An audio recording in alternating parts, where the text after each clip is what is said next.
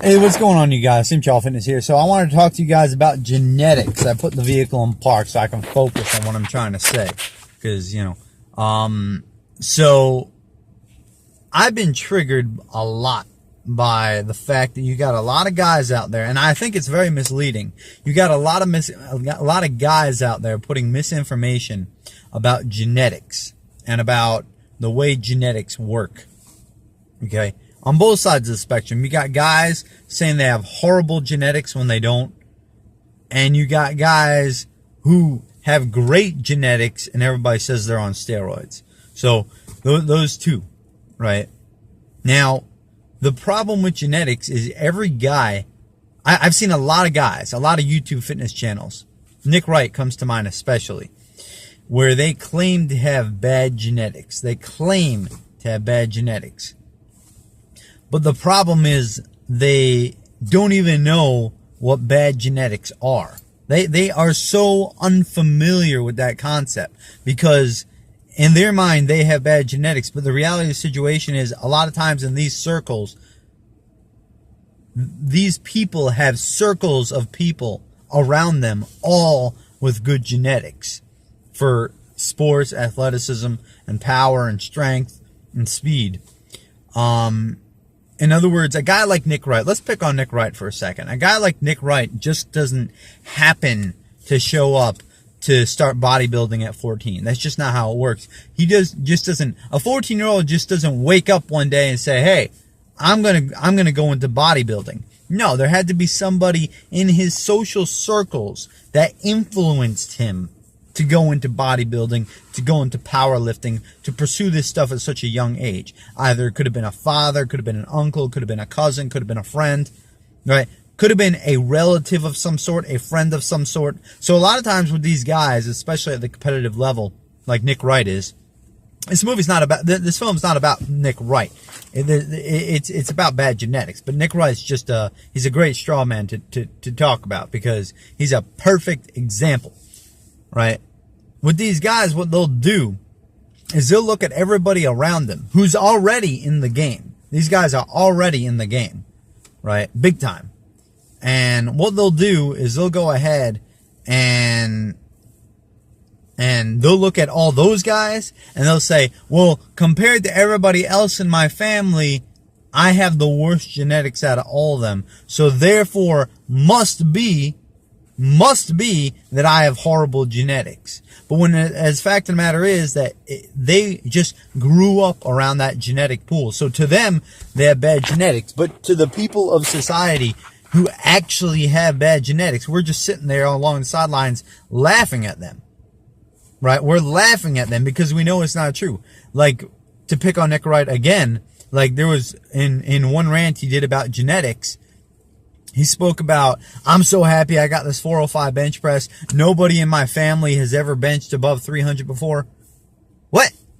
No, dude, nobody in my family has ever benched 200 before. Heck, nobody in my family has ever benched 150 before. Forget about, I'm Jewish Ashkenazi descent. Nobody in my family has even been under a bar before enough to even think about training to bench press 150 pounds. Forget about 300 pounds. See, that right there shows his lack of understanding and appreciation for the reality that he's in. Because anybody who says, hey, nobody in my family bench pressed 300 before. Well, shoot, Sherlock, you don't kid. No kidding. Well, whose family has benched 300 before? Right? Unless your family has some type of background. Whose family, whose father, who can say that their dad benched 300 and can prove it? Like on camera or some type of statistic like in a powerlifting meet. Who? Right? No, nobody benches 300. That's why it's 300, right? So unless now I can think of some guys who are like 6'2", 300 pounds. They might say, oh yeah, my dad benched 315 back in the day, or my dad benched 365 when he was back in the day. But that's a crazy, idiotic claim. to say, well, look at me and my horrible genetics. Nobody in my family benched above 300. That just says how asinine and just misinformed you are, Nick. And that just triggers the hell out of me. It triggers the hell out of me because it's not just Nick. I'm not just picking on Nick. It's a whole bunch of guys. You know, Max Tuning, he thinks he has bad genetics. What? Because he's thin? Because he's thin? I guarantee you if Max Tunings were to walk into my truck right now, or if I were to step next to Max Tunings, right, and it was me versus him, that I'm not a small dude, but we would look comparable in size. I'm sure he's got plenty of size on him in real life. And even if he doesn't, deadlifting 600 for reps or whatever the hell he does, that's not bad genetics. See, people got to get that out of their head. So let me tell you what, now that I told you what bad genetics is not, let me tell you what bad genetics is. See, back in the day when we used to play baseball, right? Now, that actually was a thing. Back in the day, when you were in elementary school, there used to be this thing called baseball. And it wasn't on social media, and it wasn't on YouTube, and it wasn't on Twitter, and it wasn't on Snapchat, and it definitely wasn't on the internet, right? There was this thing called baseball, and you would get a bunch of bases, usually with some garbage can lids or whatever you can find, and you put it down on a big grassy area. Usually the grassy area was all dug up because you got so many kids running around on it all the time, so it's nothing but barren dirt, right? And you lay it down on the dirt in the shape of a diamond, and you know how baseball works, right? You hit the ball and you run around the bases. But what's interesting is the kids brought the baseball gloves and the bats and all the bases and all the equipment, all right? And they would, during recess, they would go into their locker, right? And they'd take this stuff out of their locker, and some of these kids had a couple of pair of extra gloves. They give it over to their friends, or some of these kids had a couple of bats, right? And it was a beautiful thing. And this is back in the day where you could bring a bat to school and nobody would freak out about it. I remember back when I was a little kid, I had a friend who was like a pyromaniac. He went ahead into his locker and brought I kid you not, a real life bow and arrow. Just think how fast you get into the school system with something like that these days. Literally a bow and arrow into school, and nobody bat an eye. He was like, yo, we shouldn't show anybody this, but look what I got. He took it into the classroom. We locked the door, looked backwards, looked forwards, right? He took I think he actually shot a pen. Put the pen in the little bow, pulled the bow back, shot it into the wall, you know, type of thing. You know, if anybody were to catch you doing, see, the times were different back then. You were able to get away with stuff like that. Even if somebody were to come in, the teacher would just snatch that away. We would get, they would force you they would be confiscated, returned to the parents at the end of the day, and maybe the kid would lose a recess. Maybe he would do some community service at the end of the day. Not like today, not where they get suspended for showing something like that, right?